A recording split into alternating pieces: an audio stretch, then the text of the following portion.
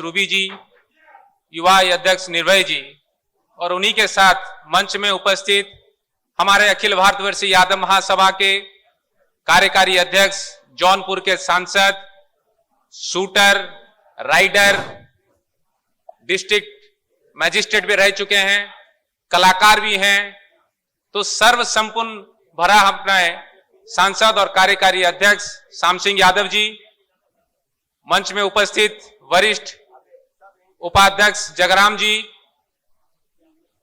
झारखंड के अध्यक्ष पीतांबर जी,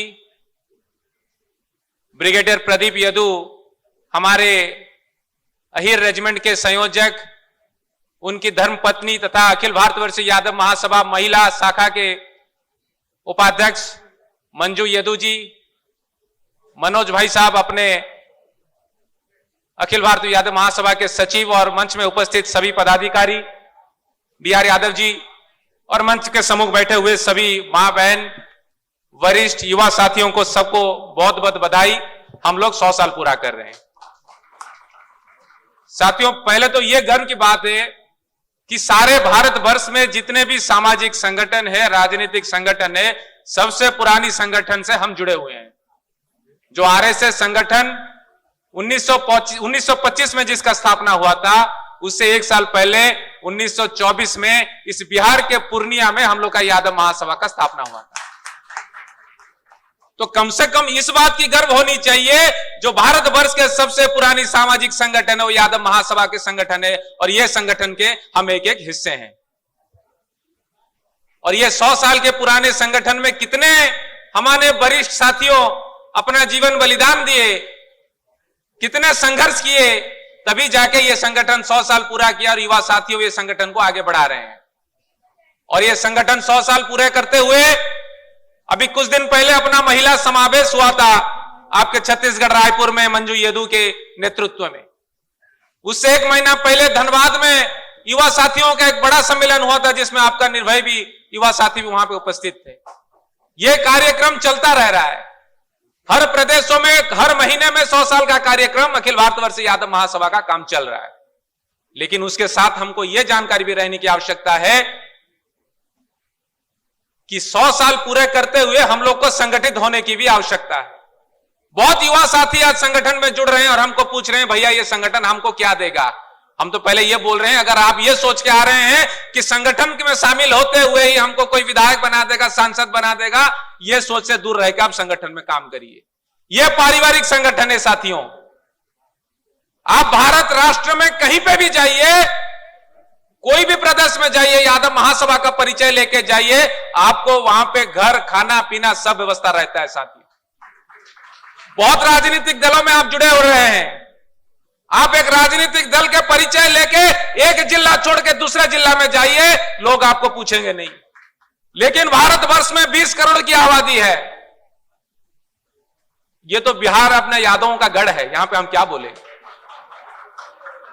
साथियों। 20, 25, 30, 40 साल, 50 साल पहले जो यादव पैदा होता था वो दुख के साथ पैदा होता था, हम ग्वाला है, हम गाय चराएंगे। लेकिन अभी जो यादव पैदा होता है वो गर्व के साथ बोलता है कि हमारा 20 करोड़ की आबादी हमारे पीछे है साथियों। आप कोई भी राजनीतिक दल में रहे, हमको कोई आपत्ति नहीं है, लेकिन जब संगठन का बात होता है हम लोग को एक होने की आवश्यकता है। ब्रिगेडियर साहब बोल रहे थे अहीर रेजिमेंट के बारे में, आप लोग को मालूम नहीं है। जब तक हम लोग संगठित नहीं होंगे, चाहे वो अहीर रेजिमेंट की मांग हो, चाहे वो जाति भित्तिक जनगणना हो, चाहे भी कोई भी मुद्दा हो, हम लोग उसको पार नहीं कर पाएंगे। हम निवेदन करना चाहेंगे युवा साथियों को, निर्भय को, अपना जितने युवा साथी हैं, आप जिला स्तर से संगठन को आगे बढ़ाइए। जब तक हर जिला में हम लोग का संगठन नहीं बढ़ेगा, हर पंचायत, हर तालुका में संगठित नहीं होगा, तब तक अखिल भारतवर्षीय यादव महासभा 100 साल पूरा नहीं कर पाएगा साथियों।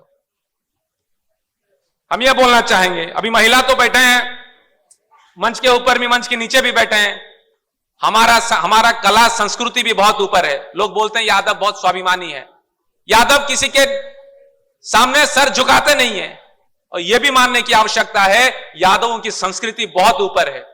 हम भगवान श्री कृष्ण के दायद हैं, हम बलराम के दायद हैं, माता सुभद्रा के दायद हैं साथियों। हम जिस प्रदेश से आते हैं वहां पे जगन्नाथ धाम पूजा किया जाता है, श्रीक्षेत्र में, जहां पे जगन्नाथ, बलभद्र, सुभद्रा को पूजा किया जाता है।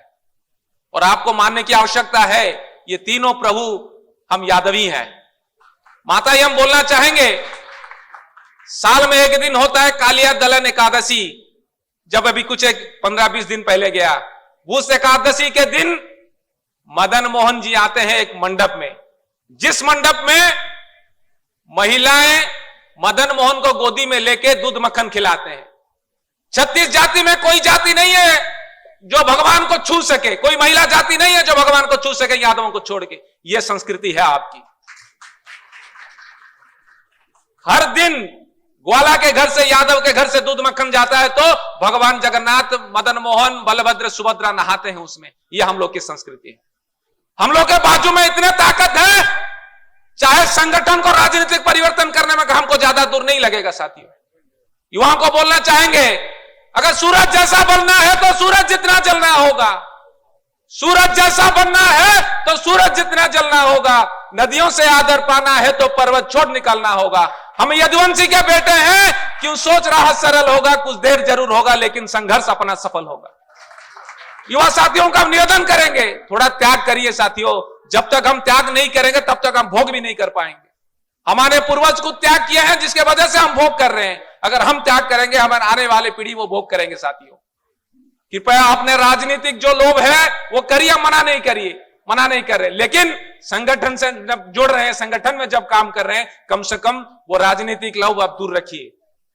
चाहे वो आरजेडी में जुड़े हो, चाहे वो बीजेपी में जुड़े हो, चाहे वो कांग्रेस में जुड़े हो। हम तो खुद को भी गर्व मानते हैं कि हमारा उप मुख्यमंत्री भी यहां पे यादव है, और ये इसको आगे बढ़ाने के लिए आज उप मुख्यमंत्री यादव है, कल मुख्यमंत्री भी यादव बनने की आवश्यकता है, और आगे आने वाले दिनों में भारतवर्ष के प्रधानमंत्री भी यादव बनने की आवश्यकता है। लेकिन उसके लिए हम लोग को कंसिस्टेंट परफॉर्मेंस की आवश्यकता है। एक रेगुलर बेसिस में हम लोग को संगठन को, परिचय को आगे बढ़ाने की आवश्यकता है। जब संगठन दुर्बल हो जाएगा तो इन लोग को भी स्थिति नीचे आ जाएगी। साथियों, तो आप भले ही राजनीति करो, सामाजिक काम करो, या फिर कोई भी प्रोफेशन में रहो, संगठन को एक करते रहो। बहुत गर्व लग रहा है, हम लोग के न्यायमूर्ति हम लोग के बीच में उपस्थित हैं। इतने बड़े बड़े बुजुर्ग साथी हम लोग के साथ में, हम लोग क्यों अपने आप को दुर्बल समझे। और युवा निर्भर को हम निवेदन करेंगे, आप अपना जिला भ्रमण करो। आप पटना में बैठकर संगठन नहीं कर सकते हो। बिहार में जितने जिले हैं, हर जिले में घूमिए। ब्रिगेडियर साहब बोल रहे थे -डिग्री टेम्परेचर में। आप सोचिए, युवा साथी अगर रजंगला जाएंगे, आप कम के नीचे आ जाएंगे। ये उम्र में, 70 साल के उम्र में -डिग्री टेम्परेचर में रजंगला से मिट्टी लाके सारे भारतवर्ष को वो बांटे।